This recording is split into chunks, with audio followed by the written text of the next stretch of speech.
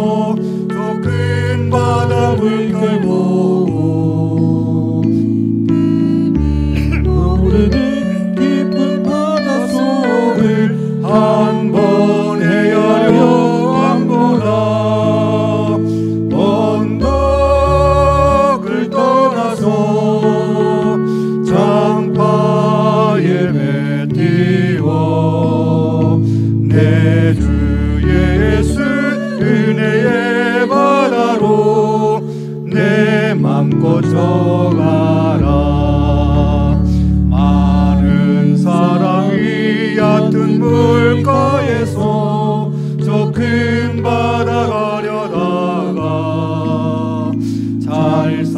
잘싹거리는 작은 파도 보고 마음 약하여 못 가네. 언덕을 떠나서 장파에 배 띄워 내 주 예수 은혜의 바다로 내 맘 꺼져가라. 자고 가거라 이제 곧 가거라 저 큰 은혜 바다 향해.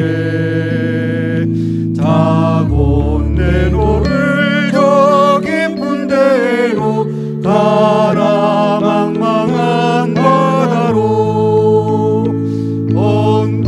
언덕을 떠나서 장파에 배 띄워 내 주 예수 은혜의 바다로 내 맘 고쳐가라.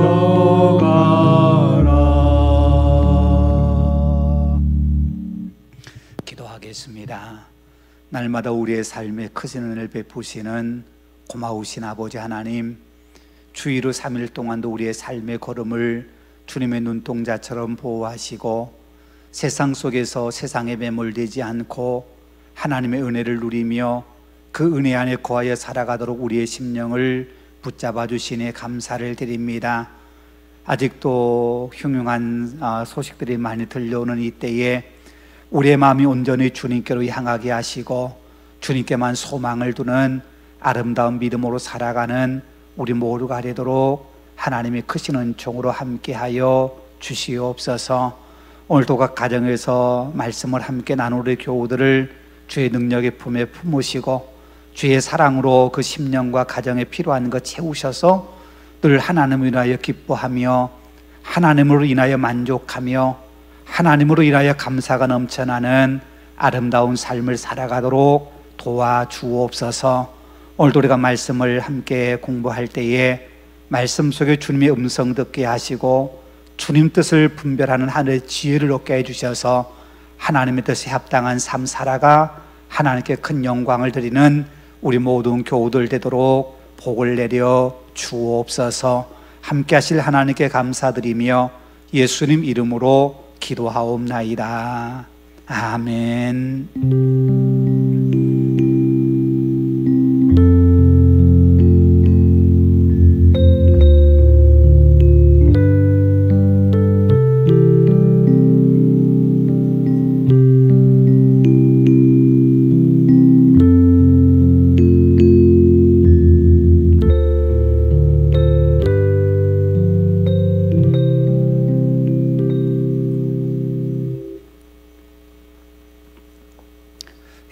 함께 읽을 말씀은 신약성경 사도행전 24장 17절로 23절까지의 말씀입니다.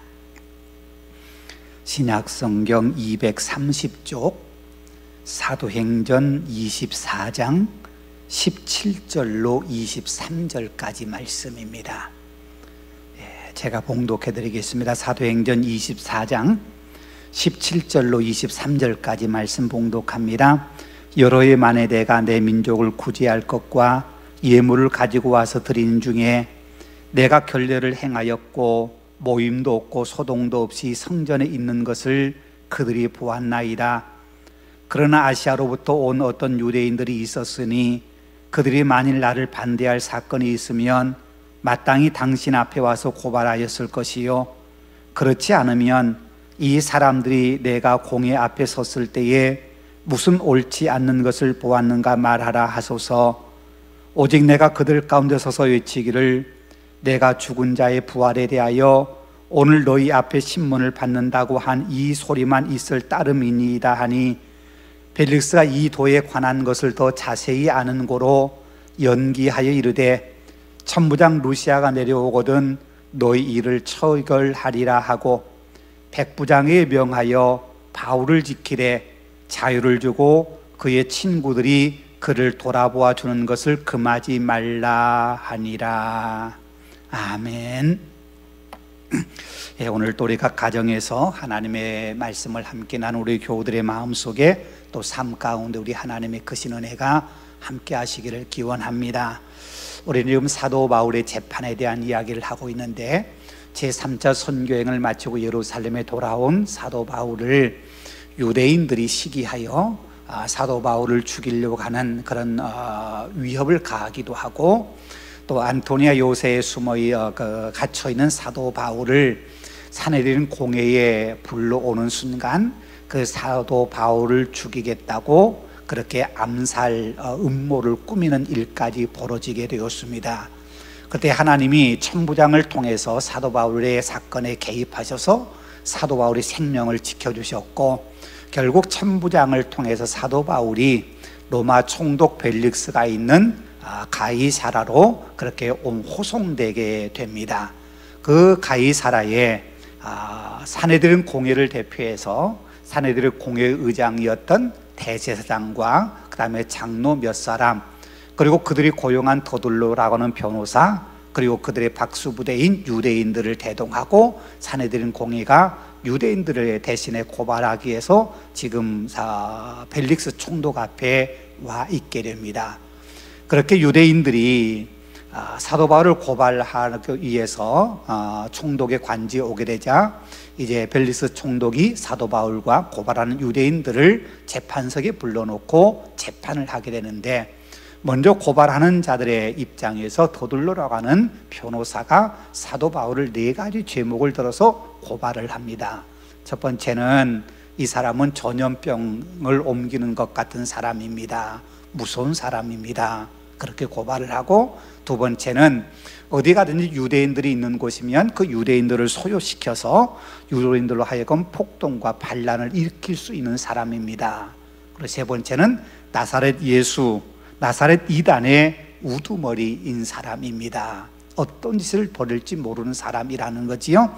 그 다음에 성전을 더럽게 하려는 자입니다. 그렇게 고발을 하게 돼요. 이 모든 사건을 한마디로 이야기하면 자기들의 종교 문제를 가지고 사도 바울을 정치화시키면서 언제든지 이 사람은 마음만 먹으면 소요를 일으키고 폭동을 일으켜서 당신이 다스리고 있는 이 유대 지역에 큰 폭동을 일으켜 당신의 정치, 당신의 그 통치에 치명적인 그런 위해를 가할 수 있는 무서운 사람입니다. 결국에는 로마에도 결코 도움이 되지 않는 사람입니다. 그렇게 주장하면서 이 사도 바울을 사형에 처하도록 그렇게 요구를 하고 있는 겁니다. 이 일에 사도 바울이 변호를 하는데, 우리가 지난주에 읽었던 말씀에서 사도 바울은 3가지로 자신을 변호를 했습니다. 첫 번째는 나는 예루살렘에 올라간 지 열이틀밖에 되지 않았습니다. 그렇게 이야기를 해요. 이것은 내가 무리를 선동해서 그 무리를 모아가지고 폭동을 일으키거나 소유를 일으켜서 로마의 어떤 위해를 가하거나 또는 총독이 다스리는 이 유대 사회에 어떤 큰 문제를 일으킬 수 있는 어떤 시간적 여유가 결코 없었습니다. 그렇게 이야기하고 있는 거예요. 그러면서 자신이 예루살렘에 올라간 것은 예배하러 올라간 겁니다. 다시 말하면 종교적인 의무를 행하기 위해서 종교적인 열심을 가지고 올라간 거지 나는 결코 정치적인 목적을 가진 사람이 아닙니다 라고 이야기를 하고 있는 거예요. 두 번째는 대제사장이나 유대인이나 어느 누구를 막론하고 내가 사람들이나 아니면 다른 어떤 곳에서 시장에서나 또는 다른 곳에서 내가 이단에 대해서 그들과 단 한 번도 논쟁을 벌여본 적이 없습니다. 무엇이 옳고 무엇이 잘못됐는지 한 번도 얘기해 본 적이 없는데 어떻게 그들이 나를 이단의 괴수라고 이단의 우두머리라고 그렇게 나를 고발할 수 있겠습니까? 그들은 나에 대해서 사실은 아무것도 알지 못한 사람입니다. 그렇게 자기 주장을 하고 있는 거고요. 마지막 세 번째는 자신은 지금까지 양심의 거리낌이 없기를 힘써 살아온 사람입니다. 그렇게 이야기하면서 나는 내 양심을 걸고 어떤 잘못도 어떤 죄도 짓지 않고 나는 하나님 앞에서 늘 바르게 살아가려 했던 사람일 뿐입니다. 그렇게 자기 변호를 했어요. 오늘 우리가 읽었던 말씀은 그 이어서 나오는 말씀인데요. 사도 바울이 오랜만에 예루살렘에 올라온 이유에 대해 설명을 하고 있어요. 오늘 보면 17절 말씀은 그렇게 이야기합니다. 여러 해 만에 내가 내 민족을 구제할 것과 예물을 가지고 와서 드리는 중에 내가 결례를 행하였고 그렇게 말씀하고 있어요. 여기 여러 해 만에라고 하는 말은 사도 바울이 제2차 선교행을 마치고 예루살렘을 잠깐 들린 후에 지금 3차 선교행을 마치고 들렸기 때문에 거의 한 4년, 5년의 세월이 흐른 후에요. 에베소에 3년 동안 사역하면서 오랜 시간이 지났기 때문에 사도 바울이 예루살렘에 올라온 것은 약 한 4년에서 5년 가까이 되는 그 오랜 시간이 흐른 후에 올라오게 되었고, 그리고 내가 올라온 것은 구제하기 위해서, 구제할 물건을 갖다 주기 위해서 올라온 겁니다. 그렇게 얘기하는 거예요.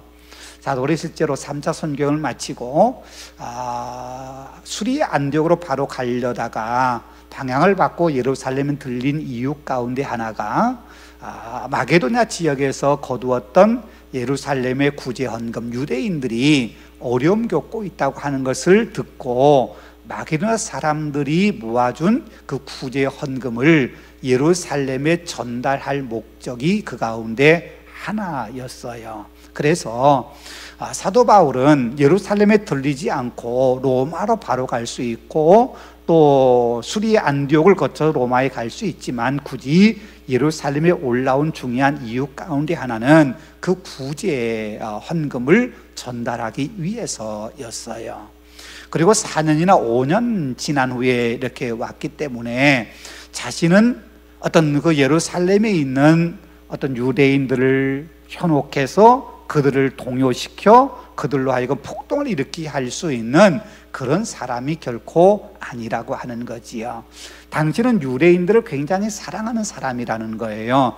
구제 헌금을 가져다 주기 위해서 예루살렘에 일부러 올라올 정도로 자기는 자기 민족을 사랑하는 사람이지 내가 우리 민족을 해하거나 민족에 큰 어떤 악을 끼치려고 하는 그런 사람이 결코 아니라고 하는 거지요.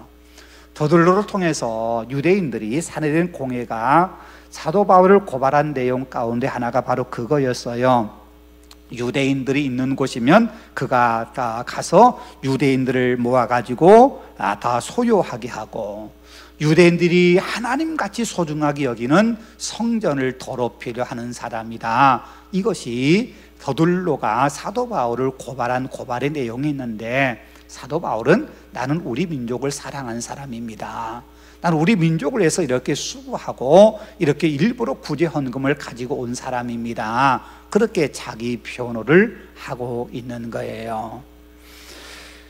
사도 바울이 재물을 가지고 왔다 하는 이 말은 그 이어서 나온 말씀처럼 18절 말씀처럼 결례를 행할 때 쓰였던 재물을 말하는 거예요.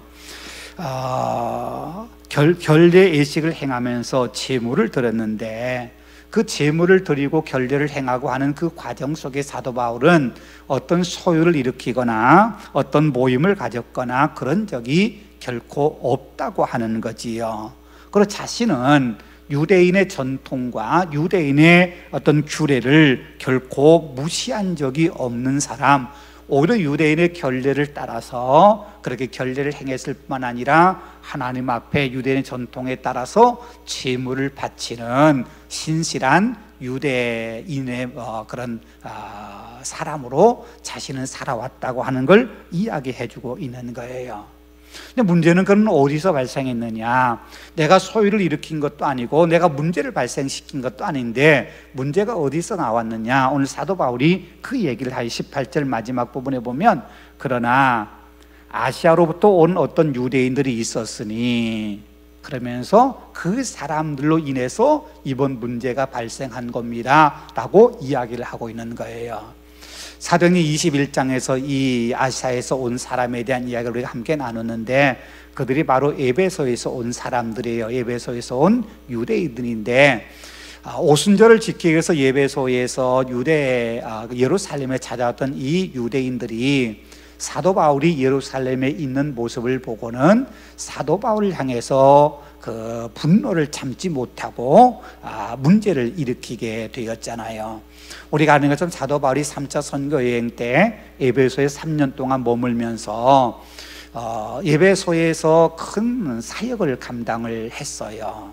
그리고 마지막 부분에 가서는 거기에 에베소에 고대 7대 불가사의 가운데 하나라고 일컫는 아데미 신전, 어마어마한 아데미 신전이 있고 그 아데미 신전을 찾아오는 사람들에게 신상을 만들어 파는 사람들이 있었는데 사도 바울이 사람의 손으로 만든 것은 신이 아니라고, 그들에게 기도해봐야 아무 의미 없는 거라고 그런 말을 함으로써 아데미 신전에 찾아오는 사람이 줄어들고 아데미 신전에 찾아오는 사람들이 할지라도 신상을 사가지 않는 거예요. 그래서 그 신상으로 인해서 부유하고 풍족한 생활을 했던 이 에베소 사람들이 사도 바울을 가만두면 안 되겠다고 생각하고 아데미 신을 모욕했다고 하는 제목을 뒤집어 씌워서 사도 바울을 죽이려고 하는 큰 폭동이 에베소 안에 일어나게 돼요.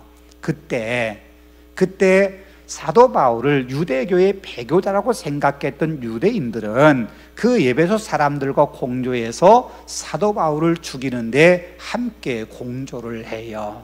그때 사도 바울이 그 에베소 사람들이 모여있는 원형 경기장에 들어가지 않고 에베소를 빠져나옴으로써 이제 문제는 잠잠해졌지만 그때 그 에베소에 있었던 그 유대인들이 사도 바울을 그때 죽이지 못한 것에 어떤 한을 품고 예루살렘에 사도 바울이 와 있다고 하는 것을 알고는 이 사도 바울을 죽이려고 마음을 먹은 거예요. 그래서 사도 바울을 보는 순간 그 주변에 있는 유대인들에게 이 사도 바울은 아주 몹쓸 사람이라고, 천하를 다니면서 우리 민족을 폄하하고 율법과 또 하나님의 성전을 그렇게 모독하는 사람이라고 그렇게 거짓된 그런 이야기를 하게 되고, 더 나아가서 드로비모라고 하는 이방인을 하나님의 성전에 데려갔다고 그렇게 주장하면서 거기에 보이는 유대인들에게 굉장히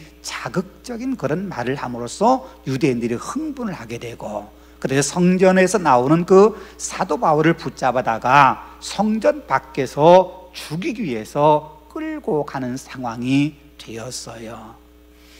그렇게 사도 바울을 향해서 유대인들이 분노가 가득해 있을 때에, 그래서 사도 바울을 죽이려고 할 때에 안토네 요새에서 이 광경을 지켜보고 있는 천부장 루시아가 이거 보통 문제가 아니겠구나, 큰 소요가 나겠구나 이렇게 생각하고 백부장들을 데리고 그 사건의 현장에 찾아가서 사도 바울을 결박하여 끌고 옴으로써 유대인의 손에 의해서 죽는 것은 면하게 되었고, 그리고 사도 바울은 감금된 상태가 되었던 거지요. 그러니까 문제의 발단은 어디냐? 그냥 사도 바울이 행했던 모습을 그대로 지켜보았다면 아무런 문제 없이 지나갈 수 있는데, 이 아시아에서 온 사람들, 아시아에서 온 이 유대인들, 에베소에서 온 유대인들이 결국 문제를 발생시켰고, 그 문제 때문에 사도 바울은 큰 소용돌이에 휘말리게 되는 거지요. 그런 과정 속에서 사도 바울은 죽음의 위기를 여러 번 겪게 되고, 그 순간마다 이제 그 위기를 모면하게 되는 그런 하나님의 역사를 경험하게 된 거지요. 그 얘기를 지금 하고 있는 거예요. 그렇게 붙잡혀가지고 천부장의 그런 보호 아래서 자신이 로마 시민권을 가진 사람이라고 하는 것도 알려지게 되고, 또 산헤드린 공회에 가서 자신이 양심에 따라 조금도 부끄럽지 않게 살아왔노라고 이야기도 하게 되고, 그런 과정을 이야기하고 있는 거예요. 그러면서 산헤드린 공회에서 내가 부활에 대한, 죽은 자의 부활에 대한 이야기를 하는 것 때문에 이런 큰 소요가 더 일어나게 되었고, 이 문제로 지금 고발하게 되었다, 그 얘기를 하고 있는 거지요. 이렇게 사도 바울이 그 얘기를 자세히 한 것은, 이유는 뭐냐면 오늘 본문의 말씀에 그렇게 얘기해요. 19절 말씀 보면, 그들이 만일 나를 반대할 사건이 있으면 마땅히 당신 앞에 와서 고발하였을 것이요. 문제는 뭐냐면, 이 아시아에서 온 사람들이 사도 바울이 그렇게 뭔가 잘못했고 유대인들에게 큰 해를 끼쳐서 어떤 소유를 일으킬 수 있는 사람이라고 한다면 그들이 당신 앞에 고발할 것이지, 산헤드린 공회나 대상이 나를 고발할 것이 아니고, 그 에베소에서 온 유대인들이 나를 고발해야 마땅한 것 아닙니까? 그런데 그렇게 소요를 일으켰고 문제를 발생시켰던 그 에베소 유대인들, 그들이 지금 어디 있습니까? 지금 한 명도 보이지 않지 않습니까? 그러면서 지금 고발할 대상이 잘못되었고, 지금 잘못된 지금 재판을 하고 있는 겁니다. 그 얘기를 하고 있는 거예요. 거짓된 이야기로 고발이 시작되었고, 그 거짓된 고발로 인해서 지금의 모든 재판은 아무 의미 없는 재판이라고 하는 것을 사도 바울이 자기 주장을 통해서 이야기를 하고 있어요. 그러니까 단순히 자신이 그렇게 유대인들에게 고발을 당하고 미움을 당하고 이 자리까지 오게 되는 건, 이유는 단 하나예요. 그건 뭐냐면 예수를 믿는다는 거예요. 유대인들이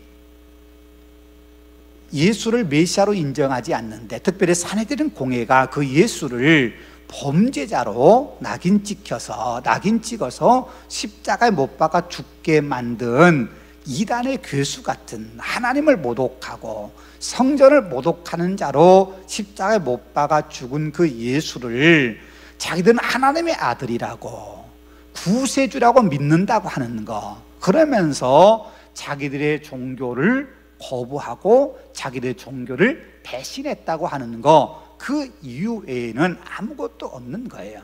정치적인 것은 다 핑계거리고 결국은 자기들의 종교와 다른 것을 이야기한다는 거지요. 네. 결국 같은 하나님을 섬기면서 하나님의 역사, 하나님의 또 섭리, 하나님의 그런 어떤 그 활동에 대해서 유대인들이 깨닫지 못한 것을 지금 사도 바울이 그걸 전하고 다닌다고 하는 것 때문에 사도 바울에 대해서 이렇게 지금 소유를 일으킨 자라는 그런 명목으로 사형을 시키려고 고발을 하고 있는 거예요. 그리고 그 마지막 결론은 이거예요. 마지막 결론은 오늘 본문의 말씀 22절 23절의 말씀 보면 그렇게 말씀, 벨릭스가 이 도에 관한 것을 더 자세히 아는 고로 연기하여 이르되 천부장 루시아가 내려오던 너희를 처결하리라 하고, 결론을 내리지 않았다는 거예요. 재판을 하고 양쪽 변론을 다 들었어요. 그리고는 판결을 내리지 않았어요. 판결을 미루었어요. 미루는 이유는 뭐냐면 천부장이 오면 천부장이 더 자세히 듣고 내가 판결하겠다, 그렇게 이야기하고 있는 거예요. 그러면서 사도 바울의 이 재판에서 벨릭스 총독이 그렇게 미룰 수밖에 없는 이유가 뭐였느냐면 22절 말씀처럼 이 도에 관한 것을 벨릭스가 더 자세히 알았다. 이 도에 관한 걸 더 자세히 알고 있기 때문에 이건 재판할 문제가 아니라고 하는 것을 벨릭스 총독이 알았다는 거예요. 그러면 여러분 보십시오. 벨릭스 총독은 어떻게 이 도라고 말하는 사도 바울이 전한 복음, 예수를 믿는 믿음의 이 도를 어떻게 알았을까 하는 거예요. 벨릭스 총독은 로마 사람입니다. 유대인이 아니에요. 물론 유대 지역을 통치하기 위해서 보냄받은 총독이긴 하지만 유대인이 아닌데, 오히려 오늘 성경의 말씀은 유대인들보다도 이 도에 대해서 더 자세히 알고 있는 사람이다, 이렇게 이야기를 하고 있어요. 벨릭스 총독이 어떻게 이 사도 바울이 전한 복음, 바꿔 말하면 예수의 복음에 대해서 더 잘 알 수 있었을까? 우리는 두 가지로 그 이유를 추론해 볼 수 있어요. 하나는 가이사라 지역에 복음이 전해진 것이 오래전부터였다는 거예요. 그리고 지금 가이사라가 로마 총독부가 있는 총독의 관제가 있는데, 그곳은 이미 교회가 있었고 많은 그리스도인이 그곳에 있었기 때문에 벨릭스 총독은 유대교와 다른 그리스도교, 예수 믿는 믿음의 도를 따르는 사람들에 대한 이야기를 충분히 가까이서 듣고 알았다는 거지요. 사도행전 8장 40절에 보면 거기에 빌립이라고 하는 전도자가 이 가이사라에 가서 복음을 전했던 이야기를 소개하고 있고, 21장의 말씀에 보면 3차 선교행을 마치고 예루살렘에 가던 사도 바울이 이 가이사라에 머물 때에 이 빌립이라고 하는 전도자 집에 머물렀다가 예루살렘으로 간 적이 있어요.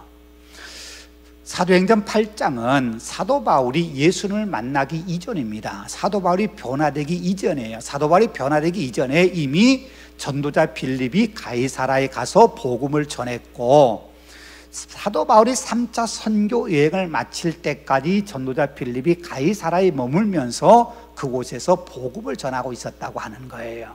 그 얘기는 뭐냐면 빌립이 가이사라에 가서 복음을 전한 것은 20년이 훨씬 넘는 기간 동안이었다는 거예요. 20년이 훨씬 넘는 기간 동안 전도자 빌립이 가이사라에서 복음을 전하고 있었고, 그만큼 그곳에 예수 믿는 사람 열매가 맺혀지고 있었다는 거지요. 또 하나는 그곳에 우리가 잘 아는 사도행전 10장 11장에 나타나고 있는 백부장 고넬료의 이야기예요. 요바에 머물고 있는 이 사도 베드로를 초청해서 고넬료가 사도 베드로로부터 복음의 말씀을 듣고, 로마 사람인 이탈리아 사람인 이 고넬료가 사도 베드로에게 복음을 듣고 세례를 받게 돼요. 예수 믿는 사람이 되었다는 거예요. 로마 군인, 어쩌면 로마 총독부의 관할에 있는 백부장 한 사람이 예수 믿는 사람이었다는 거지요. 그 백부장이 얼마 동안 로마 총독에 근무했는지는 알 수 없지만 그 백부장을 통해서 로마 총독의 관저에도 예수 믿는 사람의 이야기, 또 예수의 이야기, 복음의 이야기가 충분히 증거되고 있었다는 거예요. 그렇게 이 가이사라 지역이라 그 지역은 이미 오래전부터 복음에 대한 이야기가 그곳에 많이 알려지고 있는 지역이었기 때문에 벨릭스 총독도 예수 믿는 복음에 대한 이야기를 충분히 알고 있었을 거라는 거지요. 또 하나는 오늘 보면 바로 이어 나오는 24절에 보면 벨릭스의 아내에 대한 이야기 나오는데, 벨릭스 이렇게 말씀해요. 수일 후에 벨릭스가 그 아내 유대 여자 두루실라와 함께 와서 바울을 불러 그리스도 예수 믿는 도를 듣거늘, 그러면서 벨릭스의 아내 두루실라에 대한 이야기를 하고 있어요. 전에 말씀드린 것처럼 이 두루실라가 왕의 아들, 아그리빠 왕의 딸이에요. 이 두루실라가 유대 여자예요. 바꿔 말하면 유대교에 대해서 잘 아는 사람이에요. 유대 여자를 아내로 맞았던 이 벨릭스가 유대교에 대해서 들을 기회가 있었고, 또 가이사라의 지역에 있었던 그 예수 믿는 도에 대한 것에 대한 이야기를 이 아내로부터 충분히 들을 수 있는 기회가 많았을 거라는 거예요. 그렇기 때문에 오히려 벨릭스가 객관적인 입장에서 유대교와 또 그리스도교, 예수 믿는 복음의 도의 차이가 무엇인가, 왜 유대인들이 예수 믿는 사람들을 싫어하고 박해하는가 하는 것에 대한 이야기를 오히려 객관적으로, 유대인들보다 객관적으로 알고 있었을 거라는 거죠. 그래서 성경은 오늘 22절 말씀에서는 이 도에 관한 것을 벨릭스가 더 자세히 알고 있었다, 그렇게 말씀하고 있는 거예요.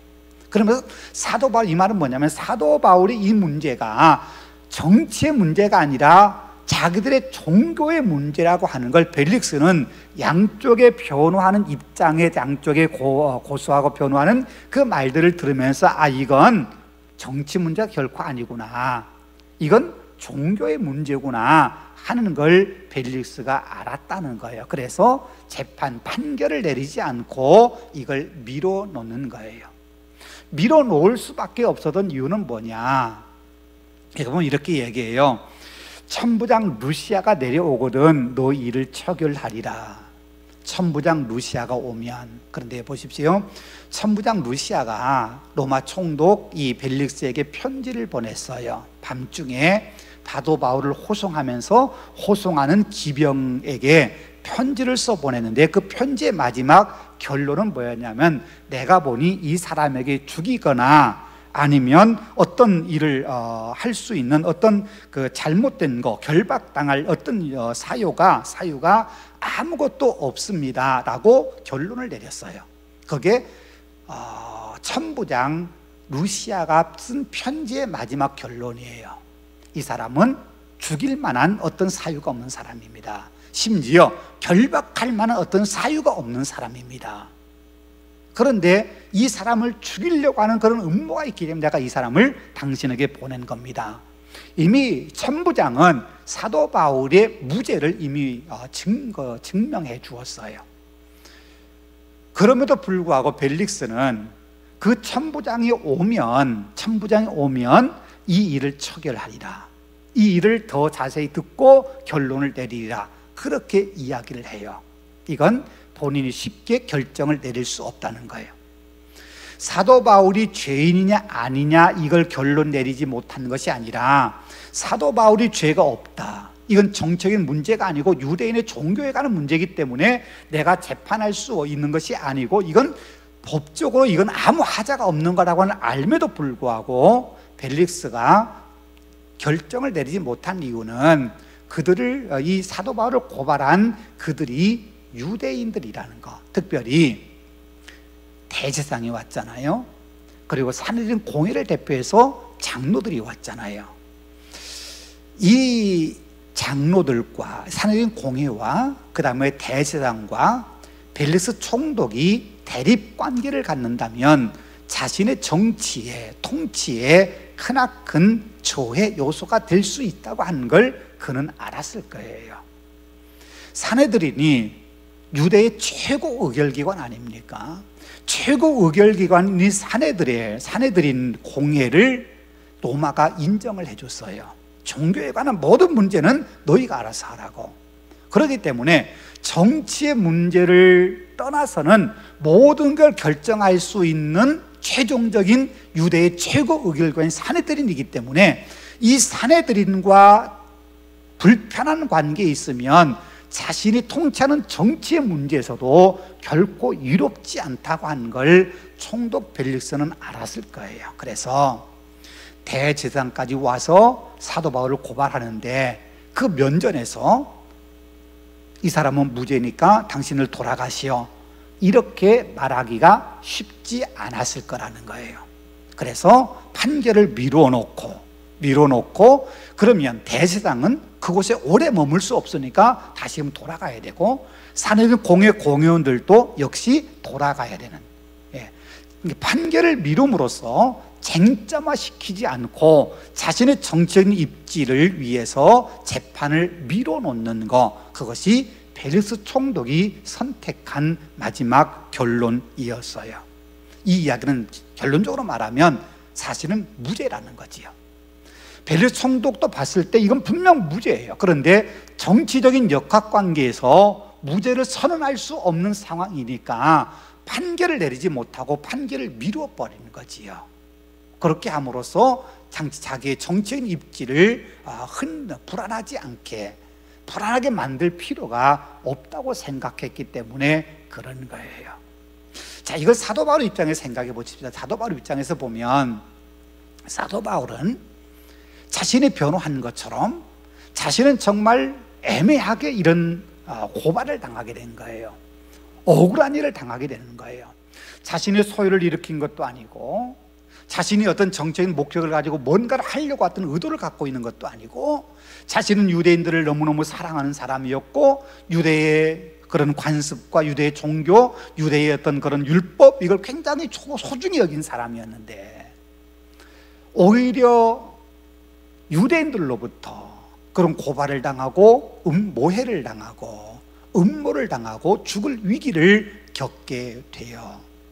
그럼에도 불구하고 사도 바울은 거기에 대해서 내가 아무런 잘못한 거 없는데 내가 왜 이렇게 억울한 일을 당해야 되느냐고 하나님 앞에 원망하지 않아요. 우리가 다음 주에 공부하겠습니다만 이 두 해 동안이나 산헤드린 공회의 그 고발을 명목으로 해서 이 벨리우스 총독이 사도 바울을 가이사라 헤롯궁에 가두어 둠에도 불구하고 사도 바울은 거기에 대해서 아무런 의의를 제기하거나 불평하거나 어떤 자신의 불편한 속내를 결코 드러내지 않아요. 왜 그럴까요? 우리가 볼 때 분명 억울해요. 자신은 잘못한 게 없어요. 그럼에도 이렇게 고발당하고 이렇게 어려움을 당하고 로마 시민권을 가진 자신이 이렇게 힘들게 지금 있는 거예요. 그 이유가 뭘까? 왜 사도 바울은 아무런 이야기하지 않을까? 그럼 우리가 지금까지 사도 바울의 삶을 우리가 한번 돌이켜보면 그 이유를 알 수 있어요. 사도 바울은 그리스도를 위해서 어떤 고난도 묵묵히 참아낸 사람이에요. 사도 바울이 이런 말씀을 해요. 빌립보서 1장 29절에서 그리스도를 위하여 너에게 은혜를 주신 것은 다만 그를 믿을 뿐만 아니라 또한 그를 위하여 고난도 받게 하심이라.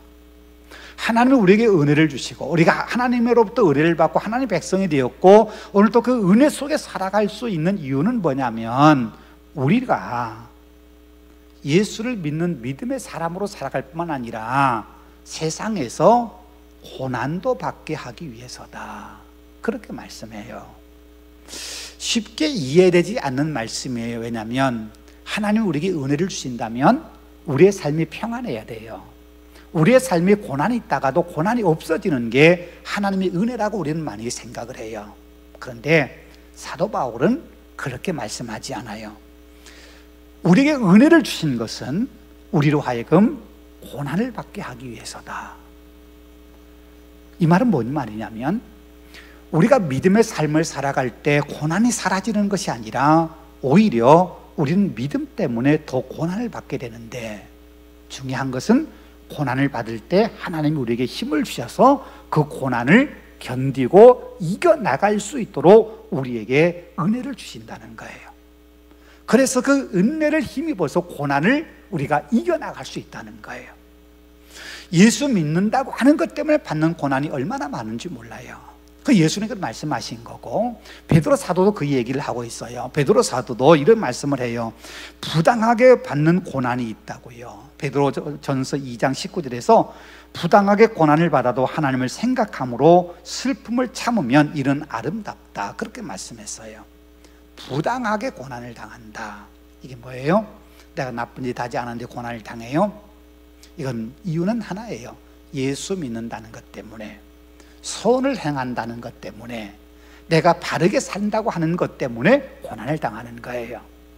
믿음을 따라서, 바른 양심을 따라서 내가 하나님의 백성답게 바르게 살기 위해서 산다고 하는 것 때문에 부당하게 고난을 당할 수 있는데, 그때 하나님을 생각하면서 그 고난을 참고 이겨나가는 사람이 아름다운 삶을 사는 사람이다, 그렇게 말씀하고 있는 거예요.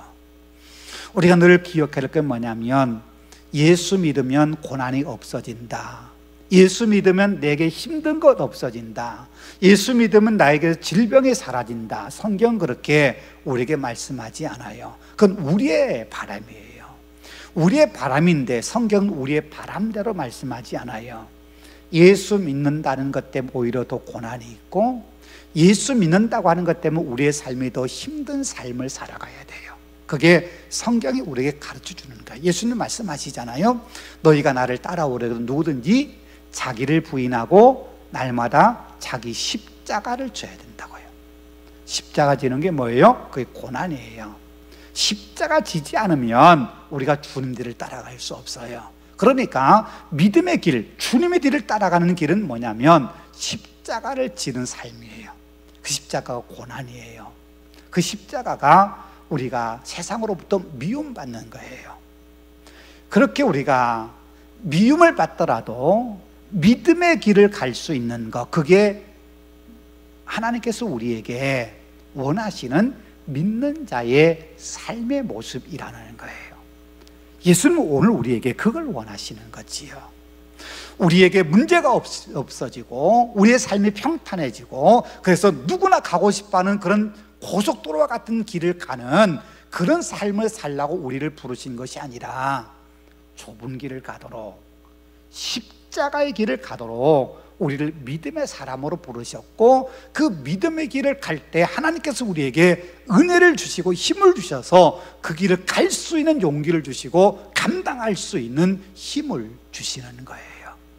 우리가 지금 사순절을 보내고 있잖아요. 사순절이 우리가 십자가를 깊이 묵상하는 거예요. 십자가 지시지 않아도 되는 주님께서 하나님의 뜻을 이루기 위해서, 우리를 구원하기 위해서 십자가를 길을 의도적으로 가신 것처럼 오늘 우리도 하나님의 영광을 위해서, 우리의 바른 믿음을 위해서는 우리가 의도적으로 십자가의 길을 선택하여 가는 거예요. 여러분, 우리가 이걸 알아야 돼요. 우리가 스스로 나를 부인하고 내 십자가를 지고 주님 뒤를 따라가겠다고 우리가 다짐하지 않으면, 내가 십자가 지려하지 않으면 다른 누군가에 의해서 십자가가 내 어깨에 지워진다는 거예요.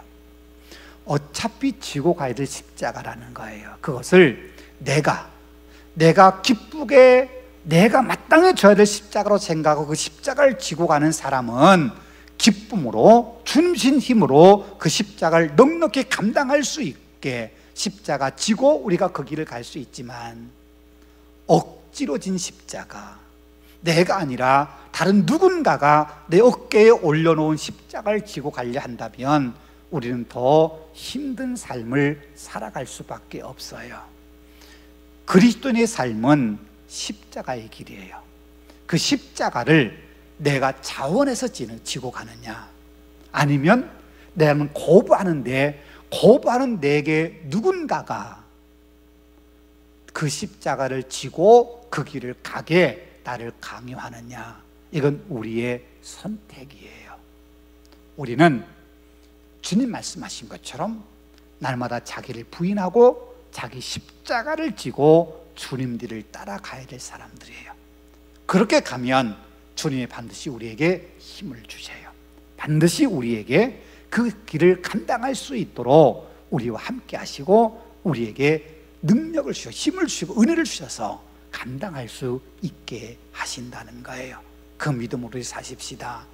내 어깨에 지어진 십자가 무겁다고 생각하지 말고, 세상으로부터 칭찬받고 영광만 있으리라고 생각하지 말고, 우리가 가는 길이 십자가의 길이라고 하는 거, 그래서 우리가 가는 그 길에 때로는 부당한 그런 고난도 있고, 세상의 사람들로부터 미움받는 길도 있고, 때로는 이 길 가는 길이 가시밭길 같은 고통의 순간도 있고, 십자가를 져야 되는 우리가 삶을 우리가 살아가야 된다는 생각을 우리가 잊지 말고 사십시다.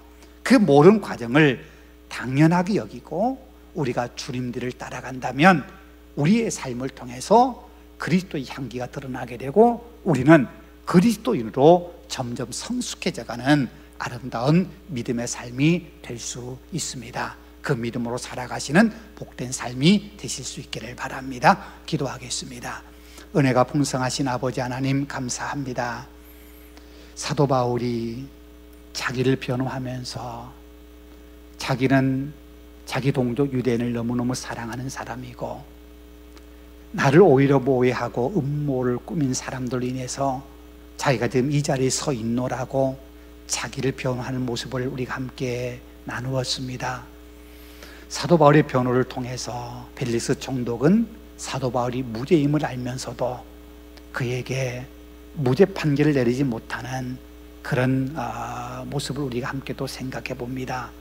그게 믿음으로 살아가야 되는 우리의 삶의 모습에 있는 종종 우리가 겪어야 될 모습임을 우리가 다시 한번 기억합니다. 사도 바울이 그런 모해를 당하고 또 고통을 당해도 원망하거나 하나님을 향하여 불평하지 않고 그 길을 묵묵히 감당할 수 있었던 것은 그 길이 마땅히 가야 될 그리스도인의 길임을 알았기 때문임을 우리가 기억합니다. 하나님, 이제 우리가 우리의 삶을 살아감에 있어 영광만을 바라보는 것이 아니라 평안함과 형통만을 바라보고 사는 것이 아니라 우리의 삶에 주어지는 고난이요 또는 고통이요 십자가라 할지라도 기쁘게 그 길을 걸어갈 수 있고, 그러므로 우리의 믿음이 성숙해지고 하나님의 영광이 드러나는 아름다운 삶을 살아가는 우리 모두가 되도록 도와주옵소서. 하나님, 지금의 힘든 상황 가운데 우리 마음이 더 위축되지 않고 더 하나님을 바라보고 하나님 의지하는 믿음으로 우리에게 주어진 삶을 잘 감당하여 승리의 삶 살아가는 우리 모든 식구들 되도록 크신 복으로 도하여 주옵소서.